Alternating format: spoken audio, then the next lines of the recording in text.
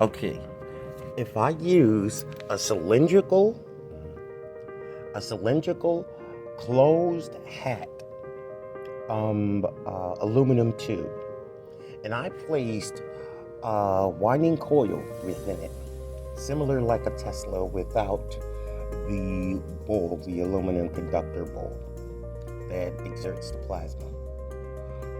If I was to put aluminum cylinder over a Tesla's a coil bearing, a solenoid coil, which is moving in one direction, the electrical winding energy is moving upward.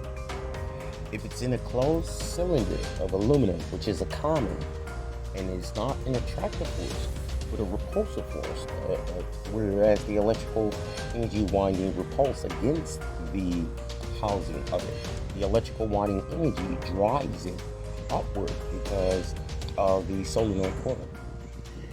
It will move it will move upward and exert upward like electromagnetic railgun. Having aluminum housing and bearing within the cylindrical open hollow clearance hollow aluminum, it will bear upward. As long as it had a hat so it could carry as far as a top. As long as the top is closed so that it could carry the electrical winding energy. But the open clearance is the bottom, which is the open clearance. It will force the aluminum away from the coil and the coil away from the aluminum in the air. But if they are tied together to where the coil has the aluminum has a stopper to stop the coil from escaping, it will continue up in the air. And that's the difference. That's the same as my suit, as far as my body armor suit. The horizontal armor that is fixed in a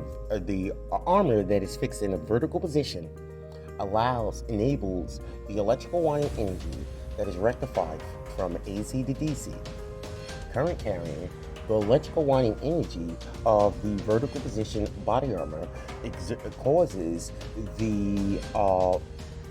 repulsive forces against the common aluminum block, and the winding energy forces it away from the coil and the coil away from the aluminum. So it moves regardless of it moves away from the electromagnetic field. And according to the current, the charge, the voltage, and the resistance, we're using number 19 as in 19 AWG has infinite voltage and wattage, which is enough long as the electrodynamics, electrostatic is greater in mass, greater than the inertial mass and gravitational mass. So long as the gust is greater than the electrical energy winding is greater in weight than the inertial weight, and more than the gravitational weight against the Earth's gravity, it will exert vertically in the air and carry a human being, enabled to carry a human being like a speeding bullet.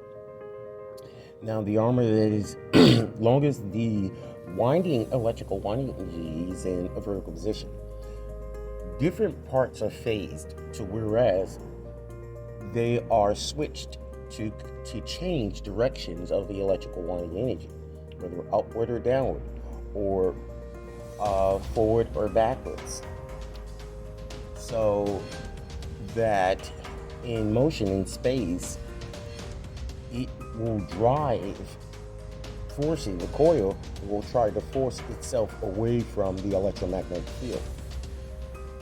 And it would try to, the coil and the aluminum that is local to the coil, the common, would try to force itself from the electromagnetic field, which is greater than the weight of its inertial weight of gravity. You can have a aluminum common, which could be anywhere from 50 pounds, against electrical winding energy that is horsepower, which is like about 550 pounds, 737 watts. So 737 watts of energy, electrical energy on it, electrostatic, can lift 500, which is actually 550 pound force. So a human being in measure weight is like, a human being weight is about, adult is like 200 pounds, which is only need like 1200 Newton force in order to lift them in the air. So that's how my armor works.